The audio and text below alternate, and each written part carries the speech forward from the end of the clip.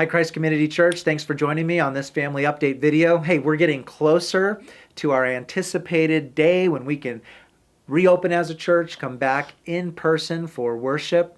That'll be taking place Sunday, June 14th. And in the lead up to that day, more and more, we're going to be giving you more detailed information about the kind of things that you can do to prepare and the things to expect when you actually get here. Now, in light of that, I wanted to do a sort of part two video on the issue of masks or face coverings. In a prior video, I was discussing the wearing of face coverings. In our phase one, we're going to strongly urge those who are willing and able to wear a face covering when they come in for worship. And in a prior video, I was talking about, for those who are willing and able, wearing a face covering, something similar to this, can be a great way to love and serve your neighbor, those around you, especially as we sing and project together in a larger room setting. Face coverings can really help with that. Well, since sending that video, I got some helpful feedback from many of you. And so I wanted to just speak to the fact that there are a number of you who might not be wearing a face mask that day, and that's okay. I apologize. I didn't actually mean to imply that you're unloving if you determine that you're not able to wear a mask that day or decide not to. Here's a number of reasons why. Some of you have medical reasons not to wear a face covering. Actual physical medical reasons why wearing a face covering of various sorts would actually be a bad idea for you and for your health. We understand that. Others of you may feel just a bit frustrated, or perhaps it's a little over the top to have your children wear them.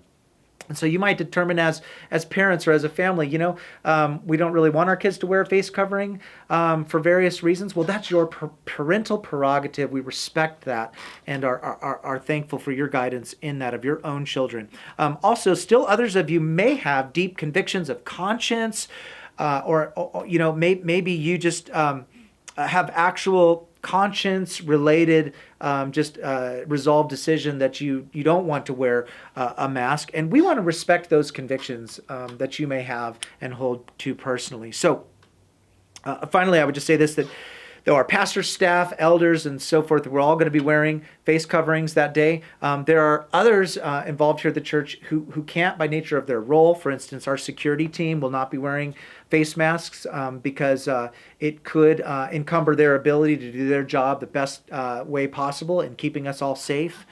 So in light of these kind of qualifications that I'm telling you here, then what are we to do? Well, a few things that I would say.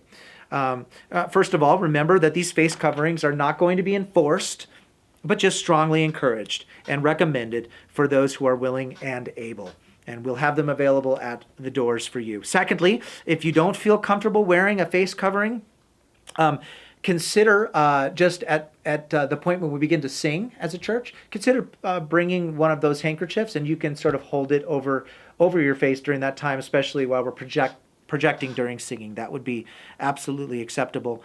And lastly, I would say this, that one way to truly love one another is actually not to judge each other if you see someone that is wearing a mask or not. Don't assume that just because someone's not wearing a mask, therefore they're being a rebel against what we're all doing. No, they may have very legitimate reasons not to do so.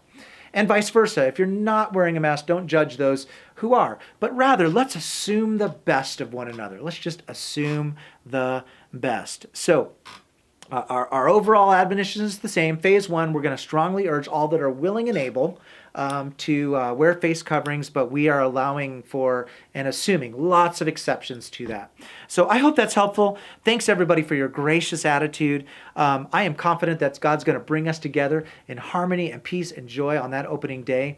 And I'm confident that we'll work out some of these details along the way. And I'm thankful for everybody's gracious attitude in it. And I appreciate your prayers as we continue to head towards that opening day, June 14th.